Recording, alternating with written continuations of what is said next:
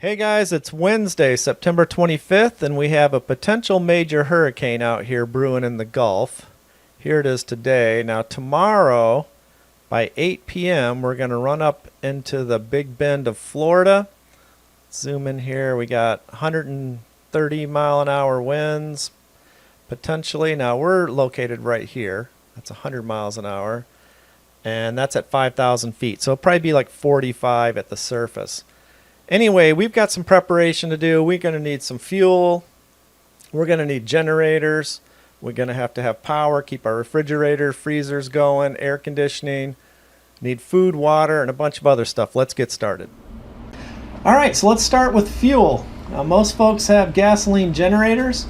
You want to top off all those 5-gallon cans and store them in a safe place away from your house and garage.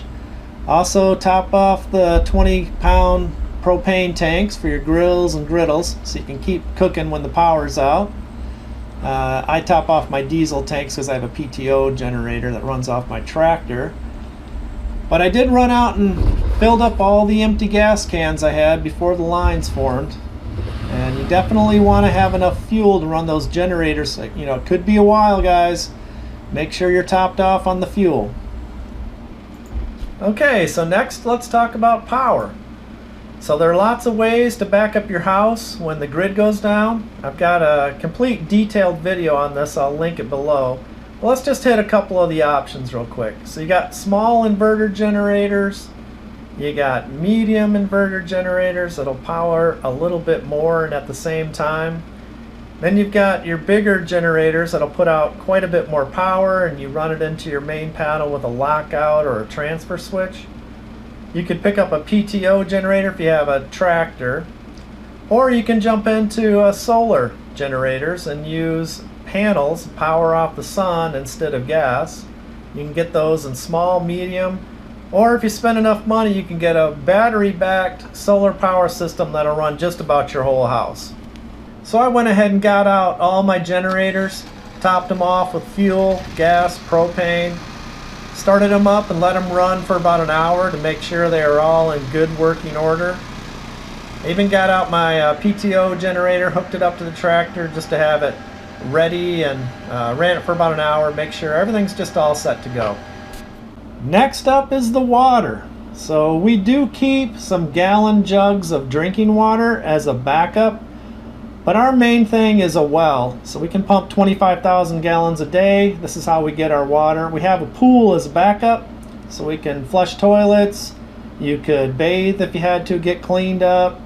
So water is critical. Most of you are gonna probably go for the bottled water. So it does sell out fast. You wanna make sure you get to the stores and have a supply.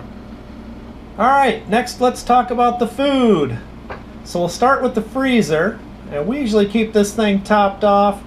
Now, if you're not confident in your generator and your fuel supply, then I wouldn't get too much for a refrigerator and freezer. You want to get more things for like canned goods that are going to last a long time. So if you don't use them during the hurricane, you're going to use them eventually. Stuff like rice, it's really cheap. It's easy to store. Freeze-dried food, this is just stuff out of our garden that we canned up over the years, but you're going to want to pick up the stuff that you normally eat, cereal and whatever. Freeze-dried food's a good option to have as a backup. This is more long-term type storage for bigger problems. We also keep, of course, a lot of cleaners and dishwashing liquid, laundry detergents, just bleach, all kinds of stuff. Make sure you got that stuff. But mainly you want to just get the stuff you normally eat that won't go bad and have enough to last you a couple of weeks to get through this hurricane. Okay, so next up I'm going to get my tractors ready to go. So I want to have the right attachments, what I need, so I don't have to be swapping things out when the trees are down and the power's out. So right now I got nothing on here. I'm going to put my PTO generator. That's the hardest thing to hook up. It's such a pain. We'll get that on there. And over here I'm going to swap this bucket for the grapple so I can get the trees up and be ready to go. Alright, so let's get started on that. Alright, so I got my PTO generator all set to go if the power goes out, and the grapple's set to go if the trees come down. Speaking of down trees, I also want to make sure my chainsaw is all set to go. So get some mixed fuel ready, top off the gas tank and the bar lubricant. Crank that thing up and make sure it's in good working order, sharp and ready to go. I also went around the house and just picked up any loose items. I don't want any lounge chairs sitting around. I want to trim back all the trees from the building so they're not scraping up against the shingles. And then when I was all done with that, I went ahead and topped off all my tractors and everything. You don't want to be doing this stuff the morning of the storm. Okay, and then you want to make sure your chores are all caught up. So you go ahead and run all your dishes. You don't want a bunch of dirty dishes, when your water's turned off. So, same thing for the laundry. Just get all your stuff washed up, your clothes, bedding. Have everything nice and clean and in good shape. So basically, there's a lot of other stuff we didn't cover, like tarps in case you lose part of your roof, plywood to cover your windows. I like to get an AC unit and a window unit. So you can run it off your generator and have at least one cool room that everybody could sleep in.